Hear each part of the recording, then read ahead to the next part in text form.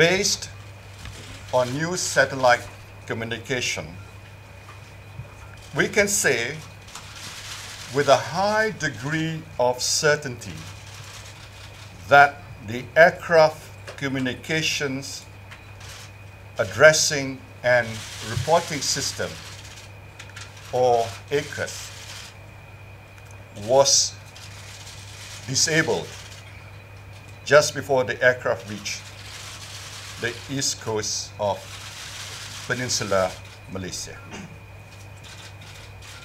Shortly afterwards, near the border between Malaysia and Vietnamese air traffic control, the aircraft transponder was switched off. From this point onwards, the Royal Malaysian Air Force primary radar data showed that an aircraft which was believed but not confirmed to be MH370 did indeed turn back. It then flew in a westerly direction back over Peninsular Malaysia before turning northwest, up until the point at which it left military primary radar coverage. These movements are consistent with deliberate action by someone on the plane.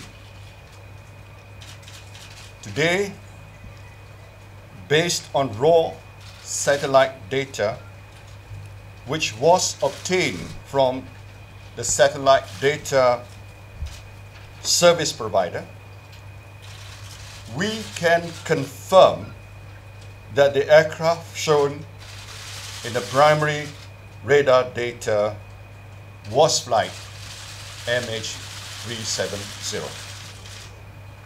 After much forensic work and deliberation, the FAA, NTSB, AAIB, and the Malaysian authorities, working separately on the same data, concur.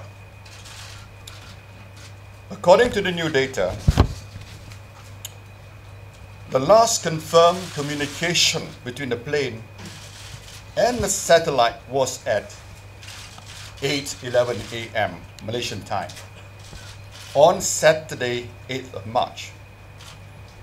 The investigation team is making further calculations which will indicate how far the aircraft may have flown after the last point of contact. This will help us to refine the search. Due to the type of satellite data, we are unable to confirm the precise location of the plane when it last made contact with the satellite. However, based on this new data, the aviation authorities of Malaysia and their international counterparts have determined that the plane's last communication with the satellite was in one of two possible corridors: a northern corridor stretching approximately from the border of Kazakhstan and Turkmenistan to northern Thailand, or a southern corridor stretching approximately from Indonesia to southern Indian Ocean. The investigation team is working to further refine the information. In view of this latest development, the Malaysian authorities have refocused their investigation into the crew and passengers on board.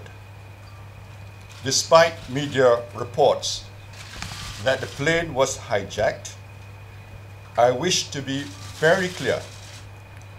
We are still investigating all possibilities as to what caused MH370 to deviate from its original flight path.